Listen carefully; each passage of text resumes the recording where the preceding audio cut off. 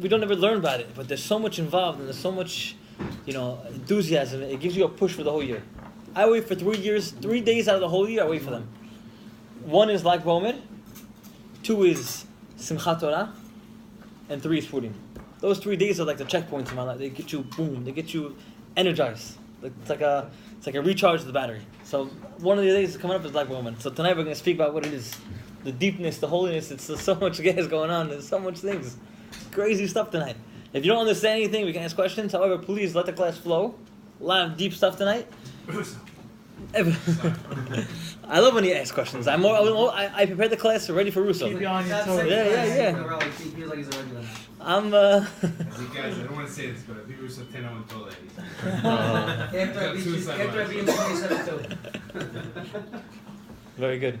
No big right. windows, Harry. Lock the windows. Very good. Okay, let's go, guys. So, Cameraman back. yeah, I think everything's back. So the story starts off with the parents of Rabbi Shimon bar Yochai. His father's name was Yochai, and they were barren. They had no kids. Yochai and his wife had no kids, and they were praying for years and years, and there's no kids. And one day they go to sleep, and the mother has a dream, and in her dream, she sees this. She sees a bunch of trees in a garden, and everyone else has their trees getting watered, and then fruits grow on the tree. However, on her tree, there's no water, and there's no fruit. And then she sees an angel come and take a small little jug. And the jug, they spill it on the tree, and immediately, boom, it sprouts and has tons of fruit. That was her dream. She wakes up from the dream and says, wow, Yochai, what kind of dream did I have? It's an amazing thing. So he tells her, you know what, let's go to the rabbi of the town, Rabbi Akiva. Isn't that like pretty obvious what it means if she couldn't give birth? What do you think it means? That she's finally gonna have a kid. So why do you need to have a jug with a little tiny jug? What can't you have? I don't know. It's like, So the question is, right? The question is, why do you need to have a jug? And why did everyone else have water and she didn't have water? And why when she threw the water on the tree, all of a sudden it sprout? Where was everyone else's water coming from? Doesn't say. Like the hand? It could be a hose, it could be a spout, I don't know. I know that it says on her jug it was a stilchit, it was like a small little jug. So they went to Rabbi Akiva and they asked him the story, they asked him the interpretation of the dream. And he told an amazing thing. He said, everyone else has kids because it was their mazal, that was the way Hashem wanted to have, it was the decree. You were not originally supposed to have kids. However, Hashem collected the tears that you had from all the prayers that you put, all the tefillot, and He collected them in a little jug. And the tears that you had, when He poured it on your tree, it sprouted. The zchut that you have of your tears and your prayers, you're going to get a son, and he's going to light up the whole world. That was what Rabbi Akiva told him. Told Yochai. Sure enough, they had one of the greatest sons in the world, Rabbi Shimon bar Yochai. That's where he came from. So first of all, we have to know, he comes from where? He comes from a mother who cried with her eyes and shed tears. Only a mother like that can have a son like Rabbi Shimon bar Yochai. You can't have a kid like Rabbi Shimon bar Yochai out of nothing. You gotta suffer, you gotta toil, you gotta pray. That's why all the avot, our forefathers, they don't come from nature. Abraham had waited 100 years to have kids. Sarah was 90 when she had her kid. Why so long? Yitzchak and Rivka. Why did they have to wait so long? Because to get children that are going to lead the nation, you got to put tears. You got to put tons and tons of tears. And that's what happened with Rabbi Shimon bar Yochai. So he grows up now. Becomes a huge student of none less Rabbi Akiva. And he is one of the last 5 students of Rabbi Akiva. 24,000 passed away. Lag BaOmer, they stopped dying. And the last 5 people that were left were Rabbi Shimon bar Yochai, Rabbi Chia, Rabbi Yossi, Rabbi Yehuda, and another. Another question. Yeah. So he wasn't a student of Rabbi Akiva until after the 24,000 people died. No, he was part of the 24,000. I thought all of them died. So he was 24,000 died. So you're right. There's 24,000 and 5. 24,005, and the five left didn't die. That's how it was. Good question. They were of the 24? They were all the 25. Yeah. They were all the 24,000. And then it got to them and it stopped. They didn't pass away. Meaning, if it continued, they would have wiped out 24,000 and They five. got killed, the 24,000? Or they They died. Good job there. There's a whole machlok how they passed away. Was it in their sleep? Was it a plague? A bunch of different things. But they all passed away. Wiped out. Finished. And the whole beauty was that he continued to raise students. Imagine 24,000. That's almost 800 coffins a day. 800 funerals a day. Continue to hold up But the for Torah. 33 lives, days. you wouldn't teach anymore. Imagine he's the rabbi. He has to go to each. He has to go to each and every funeral and give a haspit. Right. 800 a day. You could have gave up. How can you do that? How can you do 800 a day? After 3 days, you give up. You tell, I don't want to do this anymore.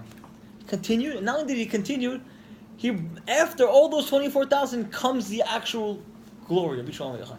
Who never thought? If he would have gave up a long time ago, boom, we would never have this. But he didn't give up, and he continued, and that's what happened. Now he grows up to be the Yisrael Yochai, and I want to go into now what happened. I'm building the class up, and we're going slowly into what happened. One day they're sitting, those group of 5 people, they're sitting and they're speaking about how the Roman emperor made a huge country of Rome. How it's an amazing country, and how the streets are beautiful, and how the trees are nice, and how the roads are amazing. And Masechet Shabbat on page Lamed Gimel, no coincidence, speaks about what happened when they were speaking. They're all speaking about what happened, how the country was so beautiful. And everyone had their own opinion. And there's one person called Rabbi Yehuda ben Gerim, the son of converts. He said that Rome did this amazing thing, made this beautiful country, and it was beautiful. Another person, Rabbi Yossi, he was quiet. And Rabbi Shimon spoke and said, what they did was not for us, it was for themselves. They used the streets to bring prostitutes in the streets. They used the buildings to make theaters. All of it was done for themselves, not for us. That's what happened to Ghana. Turns out, Rabbi Yehuda ben Gerim, the guy that spoke first, he heard what Rabbi Shimon Bar Yochai said, and told his wife, and she told his wife, and they told his friend, and it ended up going back to the Roman emperor. Went all the way back to the king. And when Who he was heard... the king at that time, do you know? I don't know his name. Caesar. Nero? Caesar. No, Nero was a They're all different Caesar. king. Yeah, okay. But Nero has a grandson who became Rabbi Ben Banis. Anyways, Nero has what? he became converted. Really? Yeah, it's a whole story. Anyways, so Rabbi Shimon Bar Yochai, he hears that he's going to get killed now because the Roman emperor wants to kill him. He wants to kill him. That's what he said. So he has to run away, and he goes and hides. Him and his son, Rabbi Eliezer, they go hide in a cave. And they go hide in a cave, and they learn Torah. And every single day, his wife, Rabbi Shimon Bar Yochai's wife, would come and give them food every single day.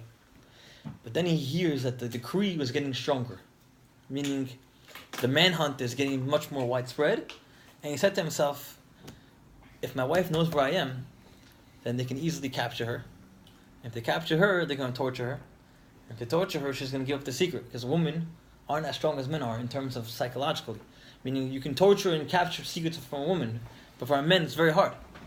So he said we have to run to another cave, and no one can know where we're going. Totally distant place. That's what happened. They took themselves, and they ran off to another cave, and they hid there. And they stood in this cave, and they learned Torah every single day for 12 years. You would ask, how did they eat? How did they drink? There was a big nest, big miracle. A carob tree grew in the cave, and a river started flowing inside the cave. That's how they lived for 12 years. The Gemara says an amazing thing. I mentioned this once before, you probably know the answer. As they were learning Torah every single day, they would remove their clothes, be totally naked, and they would both go into the pit, naked, up to their necks. They would learn Torah like that. They would learn Torah in the pit, naked. However, when they come out of the pit and they wanted to come pray, Shachit Mincha Rabit, they would come out of the pit, put their clothes back on, and then do the whole cycle again. Again, when they learn Torah, naked. Why? When they're praying, clothes on. And the question is why. That's what I'm getting up to. That's why I'm in the process of teaching why we do this. So the question is the famous question of why you got to take off your clothes. How could you even learn Torah be naked? It's a sud.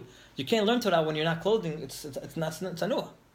So one answer was that it wasn't sanua because he was covered in dirt. So there was no problem of sniut. However, there was still another problem of why take off your clothes in the first place. So listen to this. When they used to learn Torah, when Rabbi Shimon Bar Yochai learned Torah, it wasn't like we learn Torah right now. Sweat. Not when he sweat. When he learned Torah, It's like a malach, no? There was no embarrassment. he took himself above the regular world that we're used to, and he went up to Shemayim, as if he was a malach. As if he was a malach.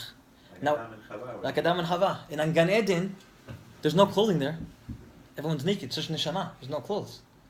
Adam Harishon, before he ate from the tree, Adam and Chava, Adam and Eve, before they ate from the tree, there was no clothing. Naked. Pasuk says, and Adam and Eve were naked and they were not ashamed. Pasuk Kaf Het 25, it's right there. You can look it up, Beit Sheet. First Perek, Pasuk 25, it says, and Adam and Eve were naked and they were not ashamed. Why? Because there's no embarrassment. Nothing wrong with our bodies. Just like our nose is open, so too was the part of the body was open. There was no embarrassment. Only when they started to eat from the tree, they sinned. Hashem said, okay, now you're going to put on clothing.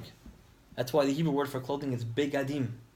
Because in Hebrew it means boged, cheating. That's where it comes from. Begadim, clothing, comes from the word cheating. Why? Because we cheated on Hashem. Hashem said, I'm going to give you clothing now to remember yourself that you guys didn't listen to me when I told you not to eat from the tree. So now Abisham Avichai is in the cave learning. He elevated himself higher to the level of Adam Harishon before he ate from the tree. And when they were before the tree, they had no clothes, so he also had no clothes. That's why he learned Torah naked. However, why when he prayed he had to put clothing on? Because when we pray, we're asking for parnasah, food, ufuah, all that stuff is speaking about this world. There's no money in Olam Haba, right? Only namazeh. So when we're talking about this world, we have to put our clothes back on. We have to come back down to this world and start praying. That was the level that they reached in the cave for 12 years. I'll tell you another thing. Men, all of us here, we are half angelic, we are half like an angel, and we are half like an animal. There's two things about us that make us like an animal, and there's two things about us that make us like an angel. The two things that make us like an animal are, we eat like animals do, and we have relations, piru like animals do. We do reproduction. We have maaseh, we do the act. That's like an animal. And we also eat like an animal. Animals eat. But however, we're also like an angel. There's two parts of us that are like an angel. What are they? Is we walk up straight. We walk with the kumas kufa. We walk with a straight back. Animals don't walk like a straight back, except for the giraffe and some animals, but most of them aren't straight like us. They walk on four. We walk on two. Walk on two. That's like a malach. Kangaroo walks on two. Yeah, but it's like a. No, It's still not straight. But it says it's not one animal. it says koma. It says Nothing. no. No, the actual word says Nothing walks it on says two. kumas kufa, meaning straight. Right, they're not Straight. No one's straight. He said that because nothing walks on two. Nothing walks on two. There's no animal who's straight. Only people, man, walk straight, and malachim walk straight. And there's also, we have da'at. We have knowledge. Animals have no knowledge. We have da'at. So we're like an angel with that. We have knowledge. Some people have knowledge. Most people have knowledge, right? So there are two things that we use. We have our bodies that were straight, and we have knowledge. Now, Rabbi Yishmael Bar Yochai, the two parts of the animalistic part, he didn't have. Because he ate food that was from Hashem. The carob tree was a nest, and the river was a nest. There was no woman there. His wife was not there. So he did not use his two animalistic traits. I thought he learned with his wife. What happened? I thought he was learning with his wife. No, he the didn't son. tell his wife Oh, his where he son. went. He ran away from his wife and hid in the cave for another 12 Just in case years. they found I'm the torture. picturing it. But So now he took away those two animalistic parts of himself, and now he's totally angelic. Now he's 4 parts angelic. Total malach. Total malach. Imagine that. Now let's get to the next part of the class. In the cave, the learning, 12 years, the whole thing with the Torah and the clothing and everything, great. After 12 years, it's time to come out of the cave. Listen to what the Gemara in Masechet Sanhedrin says. You wouldn't believe me if I told it to you because it's a crazy story. But, of course, I had to bring the proof. Here it is. Masechet Sanhedrin, Daf Samech Sadik Het Zach. It says an amazing story. Eliyahu Navi would come to the cave of Rabbi Shimon Bar Yochai every single day while they were learning Torah. Eliyahu Navi, an angel himself, would come down to learn with Rabbi Shimon Bar Yochai as well. However, he wouldn't just walk in because he was afraid. Because you can't walk into Rabbi Shimon Bar Yochai's cave when they learn Torah. Esh, fire! You get burnt alive. So Eliyahu Navi, an angel, has to stay outside. So he was outside, and one day, one of the rabbis were walking by the cave. who knew where he was, obviously. His name was Rabbi Yehoshua ben Levi. Amazing story. He's walking by the cave, and he sees the Navi. Oh, what an amazing surprise. And he says, what are you doing here? And he says, I'm waiting for Rabbi Shimon to stop learning to finish his shiur. And I'm going to tell him that the Roman emperor passed away. And he can leave the cave. The decree is over. But I can't bother him until he's finishing the class. So he's outside. Can't bother the class. So what happens? He tells him, listen, as you're here, mind if I ask you a question? He says, yeah, sure. Boy, this is a Gemara, straight up, it's not the crazy thing. It's right here. He tells him, where's Mashiach located? Crazy question, right? He says, and when is he coming? Rabbi Yehoshua ben Levi asks him, when is Mashiach coming? He says, I don't know, why don't you go ask him? He says, go ask him. Where is he located? The Gemara says, the Navi tells him, Bishar Romi, the gates of Rome. It's about the gates of Rome. And how am I going to know who he is? The Navi tells him, you're going to see, when you get to the gates of Rome, there is homeless people that are sitting by the gate. All homeless people. And each one has bandages and, all types of disabilities. And they're all sitting in a line. And look at each single person. And you can find out who the Mashiach is. He says, how am I going to know? He tells him, the Mashiach, everyone else at a certain time, they all, it's an amazing Gemara, but they all take off their bandages at the same time and put new bandages on. Okay? Each one takes off their bandage. Picture like a guy has a huge cast, okay? They all take off their cast at one time and put a new bandage. However, this person, the Mashiach, he does not do that. Look at him. He doesn't do that. What he does is, he takes off a piece of the bandage, puts a new one on, and as he goes down, he puts a new one on. Why? So that it shouldn't be a second where his skin is totally uncovered. Why not? Because if Hashem tells him, you have to go bring Bnei Yisrael out of Geulah right now, meaning it's a time comes for Mashiach to go redeem himself, he wouldn't want to be without his bandage. So he makes sure that he's always bandaged. It's a crazy Gemara, it's a deep thing, but that's just the story. So the person who's Mashiach knows he's Mashiach? According to this Gemara, yes. And he's waiting for every single second that Hashem's going to tell him to go redeem Bnei Yisrael. He's waiting, but he can't do it. That's the simple meaning of the Gemara. What does it mean? What do you mean the gates of Rome? What does that mean, gates of Rome? So I heard an amazing answer. We're now in the galut called Rome, Edom. We're still in this galut. We're still in this exile of Rome. So what does it mean the Mashiach is sitting by the gates of Rome? He's sitting by the exit of the galut. He's waiting for the galut to come. That's what it means he's sitting by the gate.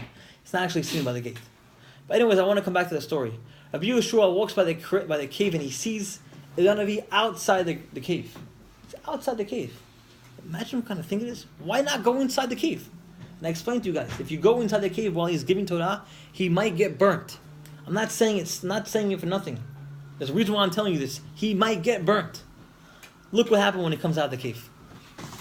The shiur was finished, the class is finished, and now Navi knocks on the door and says, Rabbi Shimon Bar Yochai, it's time to leave. It's time to leave the cave. The Roman emperor is done. He passed away. Come out of the cave. You guys have to understand. He's in the cave for 12 years writing the Zohar HaKadosh. 12 years didn't leave the cave. Him and his son. 12 years of learning to... If we're going to yeshiva for 12 years and not leave, crazy things. He comes out of the cave, and the Gemara says the first minute he comes out of the cave, he sees somebody. He sees a guy. And the guy's working on his field. The guy's working on his field. And looks at him. He says, whoa. I know this guy. Again, it's 12 years later. The first minute he comes out of the cave, he sees a guy. And this guy is none other than Yehuda ben Gerim. The same guy who caused him to go into the cave in the first place. And the Gemara says an amazing thing. I want to focus on this word I'm going to say. This is part of the class. I want to focus on the words I'm going to say right now. He looks at him and he says, Adayin yesh ze ba'olam. Again, is there still this person in the world? Ze. Adayin yesh ze ba'olam. Is this guy still in the world? What does that mean, is this guy still in the world? Rabbi Shimon Yochai thought this guy definitely would be killed by Hashem, for sure. He caused him to run away, he said Lashon Hara. He spoke bad. He spoke about the king, about Rabbi Shimon Bar Yochai, and caused him to exile himself to the cave. So he figured, nice idea. Fuck, right?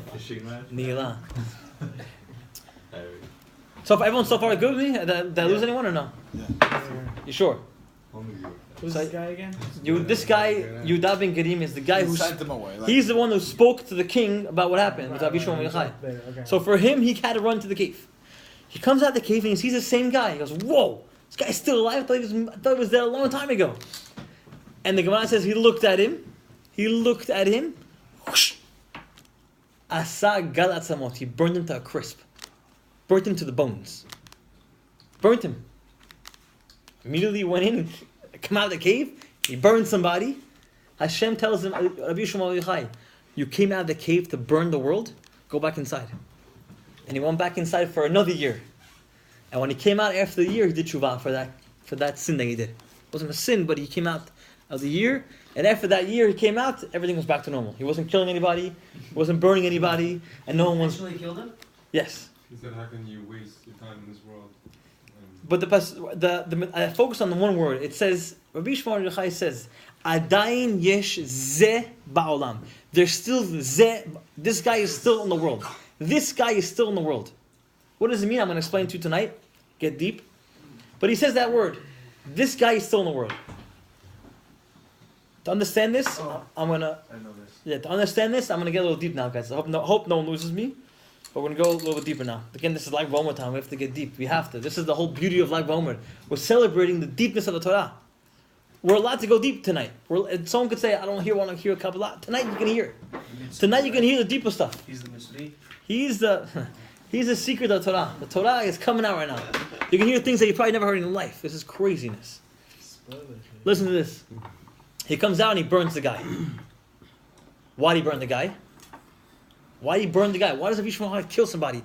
How could he intentionally kill somebody? I'll give you the deeper answer first. There's something called Gilgul. Reincarnation. If a guy comes back to this world, he does a mistake or a sin, he has to come back and fix it. If a guy comes back to this world and he owes somebody $5, to come back, he has to redeem that $5 and then goes back to where he comes from. That's why there's a big mitzvah to eat fish on Shabbat. Because it's known that tzaddikim come back in this world as fish. And every single week they have opportunity to go back. That's why it's a mitzvah to eat fish on Shabbat. Because we want to make sure that their rectification is done every Shabbat. Don't wait too long. If a guy comes back as a spider, forever he'll be here. Because we don't eat spiders. Right. So it's not a good thing to come back as a spider. It's not a good thing to come back as a snake either, because we don't eat snakes. So there's all different levels of where you can come back as. Depends on how bad your sin is. If a guy did a sin with all different types of things, I'm not going to get into it. However, Moshe Rabbeinu had a perfect life. However, there's one thing he did that was really strange. When he first left the palace of Paro, right after he was a little young boy, he leaves the palace and he goes to the field and goes to see the brothers working in the field. And he sees the famous story of a Mitzri, Egyptian guy, fighting a Jewish guy. And he says, Mitzri, why are you beating this guy? Listen to what happened. This little Rasha Mitzri. Every day this Mitzri guy would go and wake up the Jewish officers who were in charge of their slaves. You have an Egyptian guy, then you have the officer, then you have the Jewish people. And he would go and wake up the Jewish officers early in the morning and tell them to go wake up your slaves. This Egyptian guy went to go wake up a guy, and he told him, go to the field and go wake up your slaves. As the guy leaves the house, this Mitzri goes into the bed with his woman. Wow. And the woman's name is Shlomit Bat Devorit. And the Chumash brings her names down. They said, why do you bring her name down? It's Lashon Hara. I say, no. Her name is Shlomit Bat Devorit. You know why? Because she always said shalom to everybody. She was a flirtatious woman. Her name is Shlomit. She was always outside in the public. You guys know what I'm talking about. I don't need to say any more longer. But this Mitzri guy walks into the bed, and it's still the middle of the night, and he goes in and sleeps with his woman. And now he comes out of the bed after the shift of the guy is over, and as he's coming out, who comes back? The husband. He comes back to the house. Hey, and he sees. What happened? It's fully clothed today. Sit Come on, closer. Scotch. You don't have it. You have chair. Of course. Wait for you. Sir? Wait for you. No, here. Ed, how are you? Good. No, crazy. So far, everyone's so good. David, good so far. Safety, you good? So the guy sleeping. The guy slept with his wife, and now who comes back? The Jewish guy, the husband comes back, and he sees the Mitzri. Asha, wait, you just slept with my wife? What kind of thing is this? And the Mitzri says, don't tell anybody. If you tell anybody, I'm going to beat you up. And what does he do? He starts beating his husband up. Imagine. Who saw all this? Moshe Rabbeinu. He says, I saw the whole story. I saw this Mitzri going to the house. I saw him come out. I see the guy come back from the field. I see him beating the guy's husband. This guy has to die. Immediately he killed him and he covered up in the sand. Word came back to Paro that he wanted to kill him, and Moshe ran away to the desert for 80 years. That's what happened. That's what happened. So now Moshe had some kind of, it's not a mistake, but he has to fix this. It never happened. So he comes back as the Gilgul of Rabbi Shimon Bar Yochai. Wow. And he comes back as Rabbi Shimon. Mistake, if you don't mind. He killed him. It's not a mistake, but he killed him. And he comes back as Rabbi Shimon Bar Yochai, and now Rabbi Shimon Bar Yochai is Moshe Rabbeinu now in the second time. And he comes out of the cave and he says, huh? Yehuda ben Gerim? Adayin yesh zeh ba'olam? This guy is still alive? Didn't I kill him when I was Moshe Rabbeinu? This guy Yehuda ben Gerim is the Mitzri. Wow. And when he comes out of the cave, he goes, this guy's still alive? Boom! He looked at him and he made him a pile of ashes. Killed him again. That's it. And he rectified the second time of the Mitzri. And it says, Adayin yesh zeh. What does zeh mean? Zayin hey. Zeh ha-Mitzri. That's the Midrash says, zeh. Doesn't call him by his name, he calls him zeh. This guy's still alive and he kills him. Isn't that another mistake that he did? It's not a mistake. Again? The guy, the Mitzri, he also made the same mistake. Because the first time, he caused Moshe Rabbeinu to run away. He came back and he caused Rabbi Shimon Bar Yochai to run away again. So he rectified it. It's a whole another thing. So they both rectified the thing. That was the answer of why he killed him. So if everyone understood that, why he killed him, he had to kill him. So you got it? Intentionally, he had to kill him. However, I want to ask another question. How did he kill him with his eyes? Never heard of that. I don't know that. Everyone hear of someone shooting somebody down with their eyes? It sounds like the X-Men. Right, it sounds like the X-Men, right?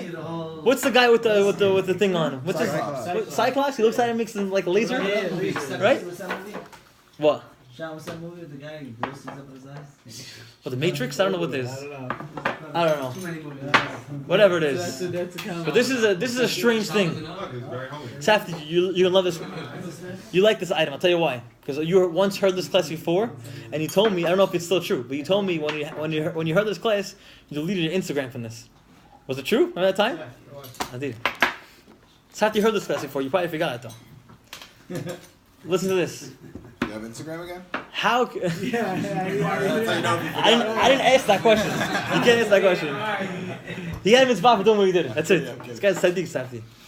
Everyone here is Sadiqim. Listen to what happened. Off the record. My question is, how could he burn somebody? It doesn't make any sense. How do you burn somebody? I don't see Moshe Rabbeinu burning anybody. I don't see Rabbi Akiva burning nobody. How do you burn somebody? Where does it come from? To understand this, I have to take you to an animal. I have to learn this from an animal. It's called the ostrich. The ostrich.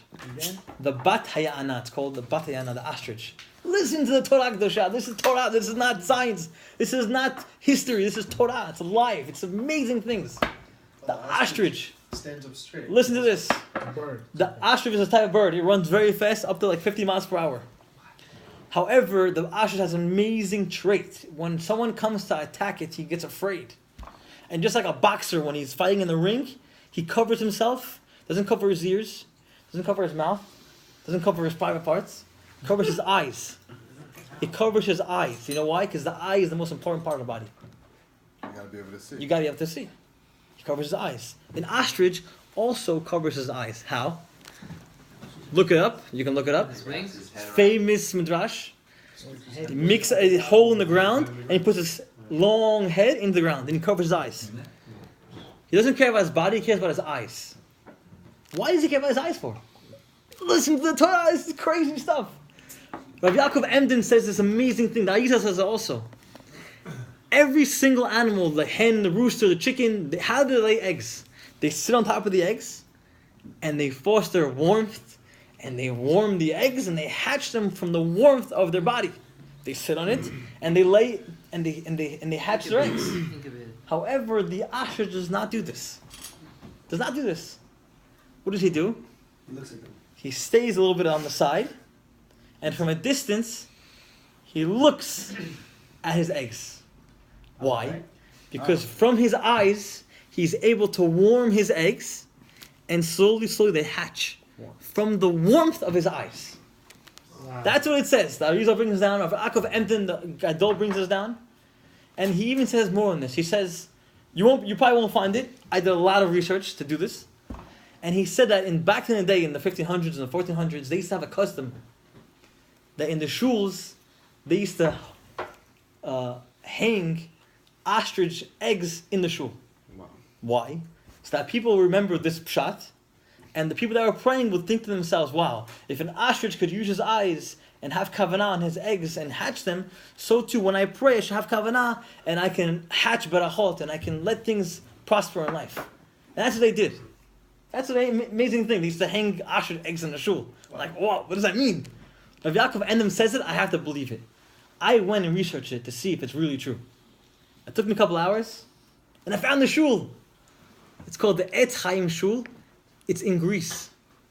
The city is called Crete. Anyone here? Crete. Crete. Crete. Yeah, Crete. There's a city in that town. It's called Chena. It's not called Chena. It's Chena. Chaina.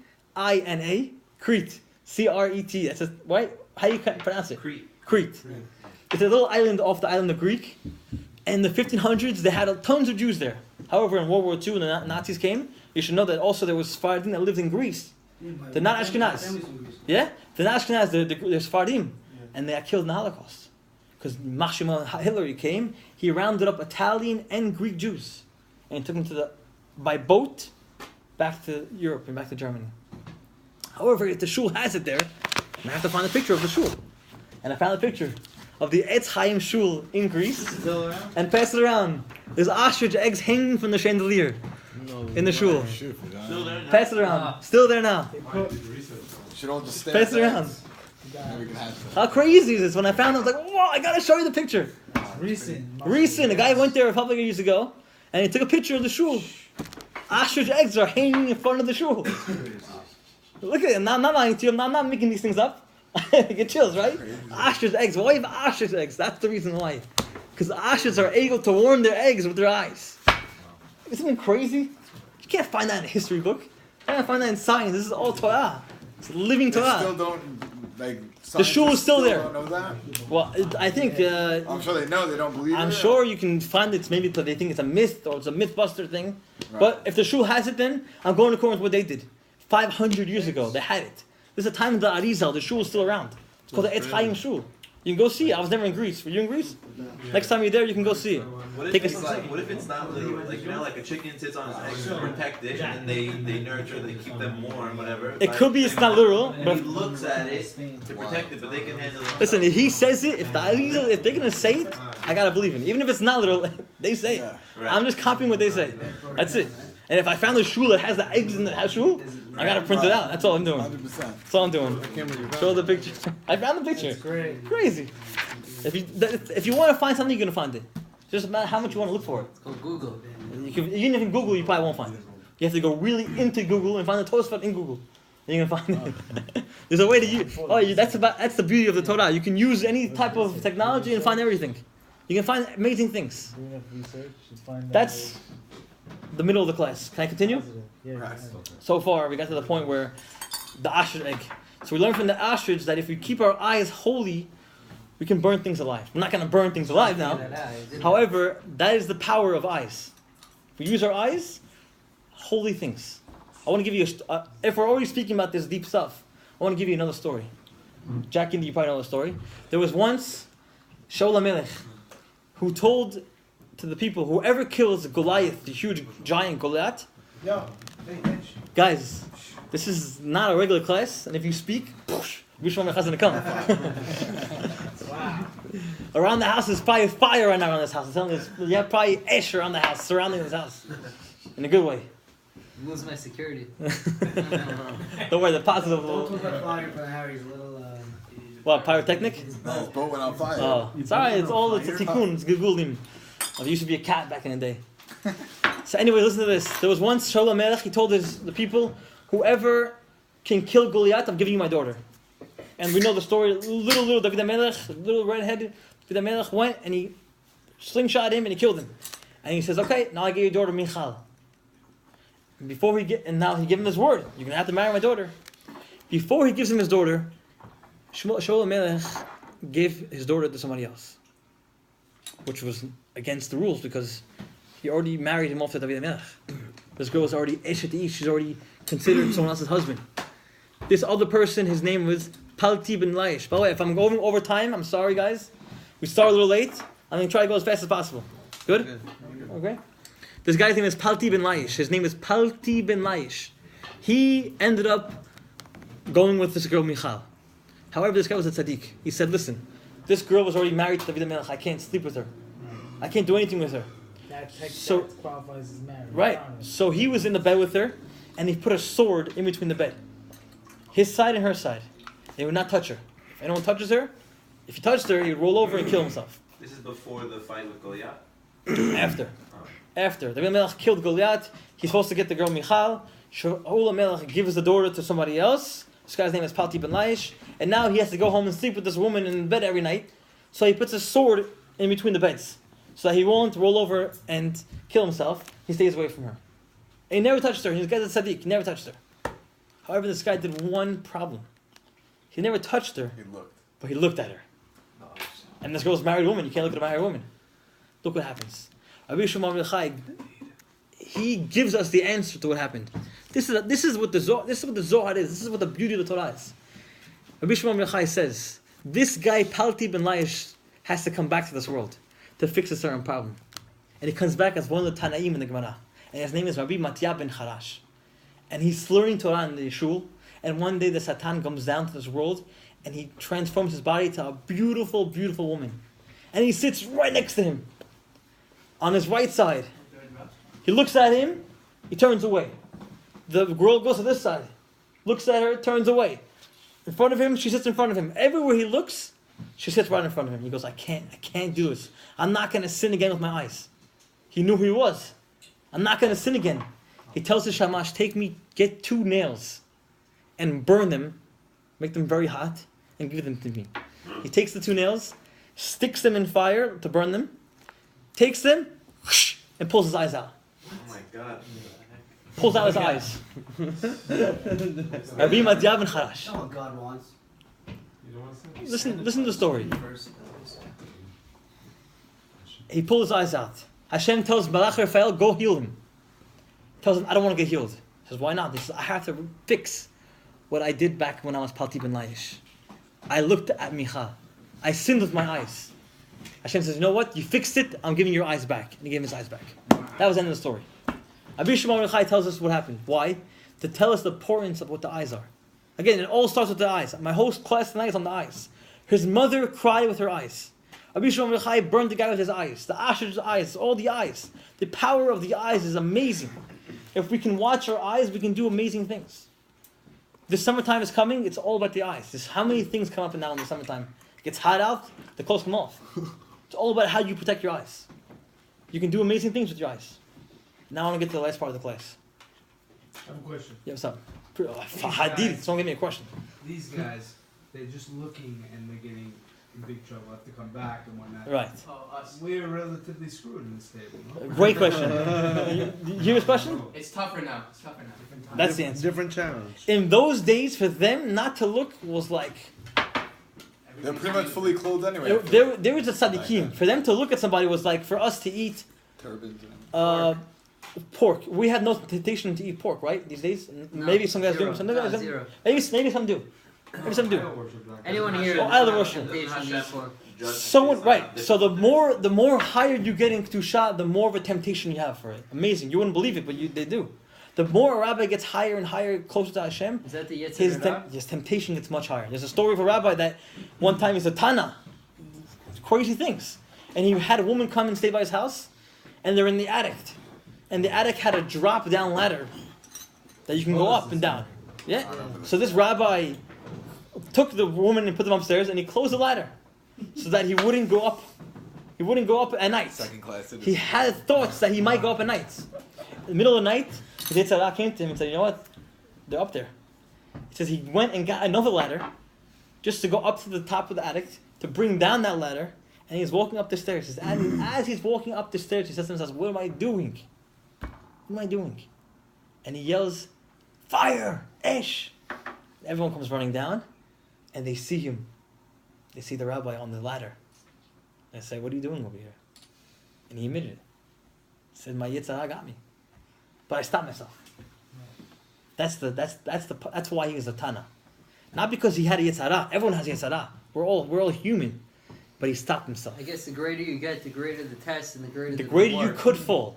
But if the you greater don't, the reward also. Right, the greater the 100%. punishment too. 100%. You up, The harder you The faster fall. the fall. If you don't fall, you're an amazing person. Yeah. If you don't fall, you're an amazing person.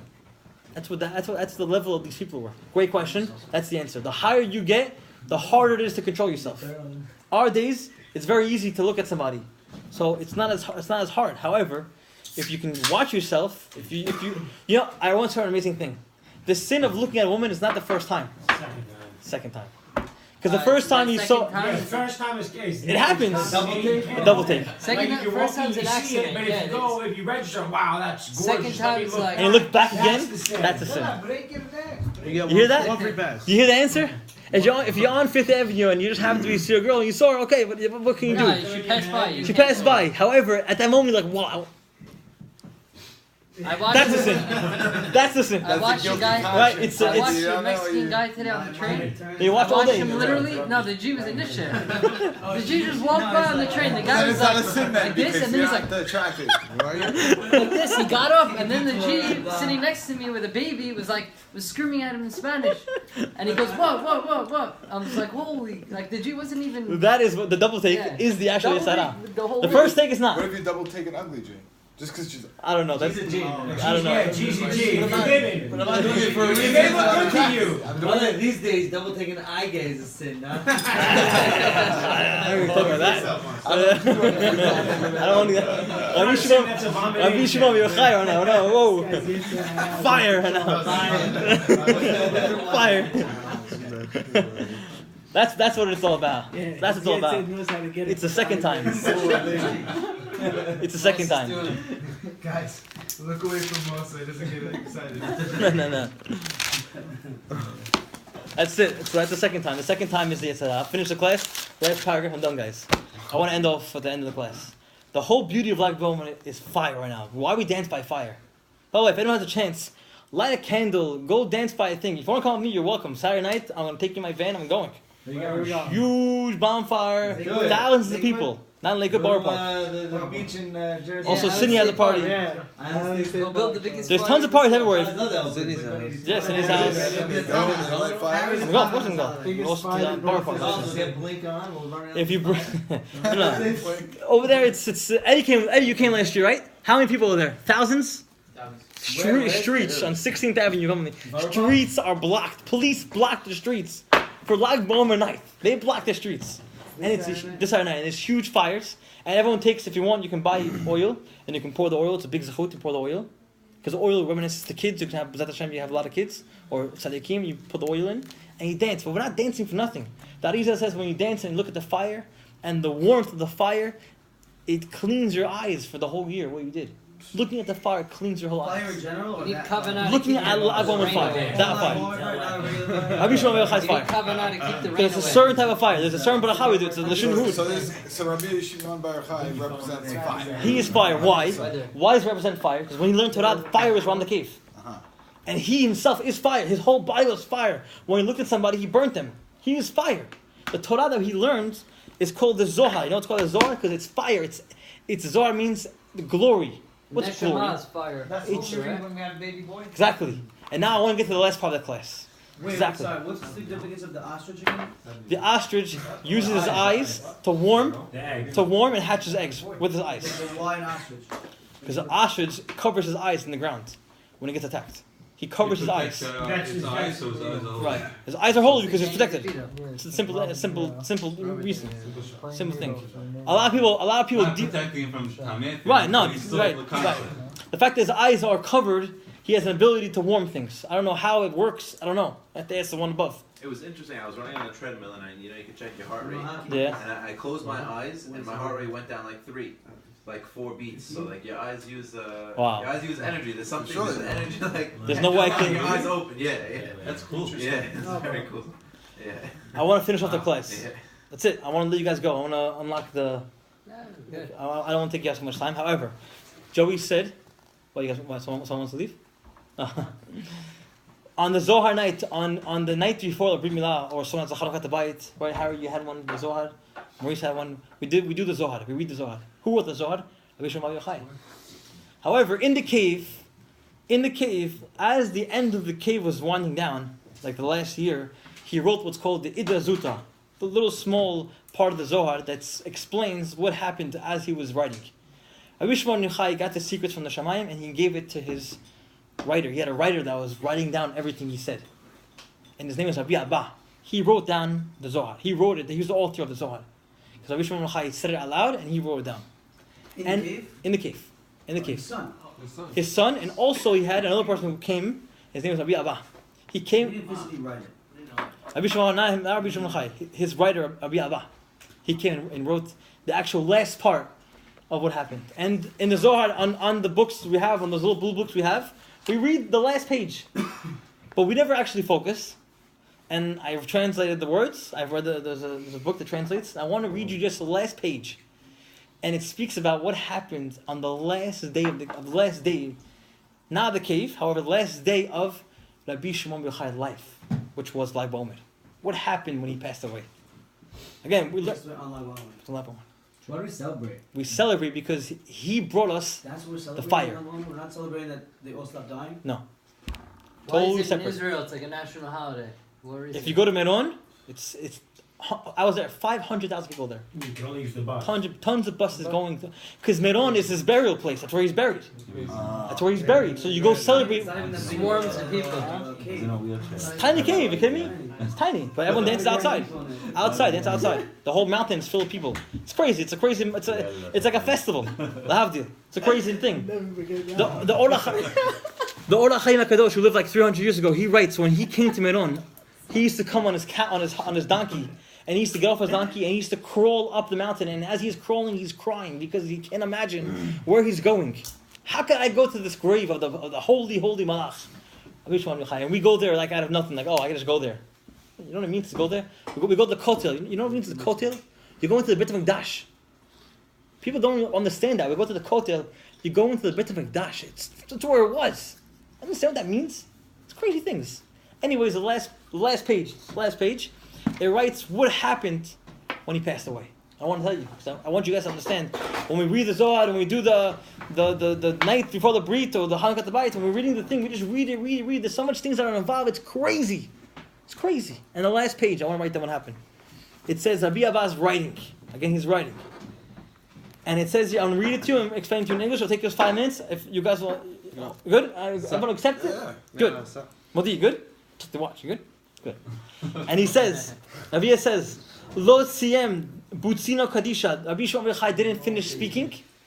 And all of a sudden, as I'm writing, he says, Va'ana katavna. I'm writing. Again, he's writing. And all of a sudden, he doesn't hear anything anymore. You guys hear? He's writing, and he doesn't hear anything anymore. He stops hearing anything. And he says, the words of Rabbi Shimon Bar Yochai. Again, Rabbi Shimon Bar Yochai is the rabbi. He's speaking, and he's just writing down. And all of a sudden, he's starting to write, and he says he wants to write more, but he doesn't hear anything.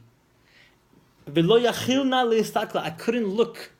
I couldn't raise my head out of the fire that was coming out of the face of Rabbi Shimon Bar Yochai. I couldn't look at him. So I had my head down. And I didn't know what was going on. I'm not going to read the whole thing, but it's like, I don't know what was going on. But we realized at the moment that the words were finished. And Rabbi Shimon Bar Yochai indeed passed away. But we couldn't look up. We couldn't raise our head to look at him. It was too powerful for us. So we had to wait. And the fire was there the whole entire day. They had to wait till the evening time came, till the fire stopped. And when they saw him, it says here, he was wearing a talit and he was he was passed away, and his face was smiling, whatever it means, and that was it. He passed away, and the fire stopped. And they said, you know what? Now they cried, the whole sped, and now they have to go bury him. How are you going to bury Rishon B'chai? Can't touch his body. So his son Abi Lazar said, I'm going to go and take him. And they go and they get him prepared for burial, and they bring his mitah out, and they're walking him to get buried, and they want to bury him on. As they're walking, comes the troublemakers from a different city, and they say, no, we want him to be buried in our city. And they come and try to steal the mitah, the actual coffin, to bring him to his city. It's called Sipori, another city in the north. And as that happened, they were fighting for the mitah. A nes happened. The book brings it. The mitah elevated by himself, and Esh came down from Shamayim and carried the mitah all the way to Meron, to the cave, and buried him himself. Hashem himself buried him. The same way Hashem buried Moshe Rabbeinu was the same way Hashem buried In the Rabbi cave that he was learning in. That's where he is. No, different cave. From the cave where he was learning to the cave where he was buried. That's when we go to Menon. We're going to dance by his grave. That's where he was buried. Not by Why was he buried there? 'Cause he was He born died there? That's what. He died in a different cave. I'm saying, why was he buried in the there? cave. He died in the cave where he learned. He died in the cave where he So he learned. never came out. Never came out. Is that No. cave known where it is today? Yeah, the cave is in Pekin. You can go there Is and there still a see. tree and a Didn't stream? he come out when it was over? When the emperor died? Right, but that story was again, that's a Zohar. This is another part of the Is there still Zohar. like a tree? It's in the cave? it's at the end of his lifetime, meaning he came back and wrote additions to the Zohar. Came back to the cave to write it. Yeah, to write additions to the Zohar. It's called the Itazuta. It's a small little Yeah, part. it's so funny. That's it. That's the end. That's how he passed away. That's what it symbolizes.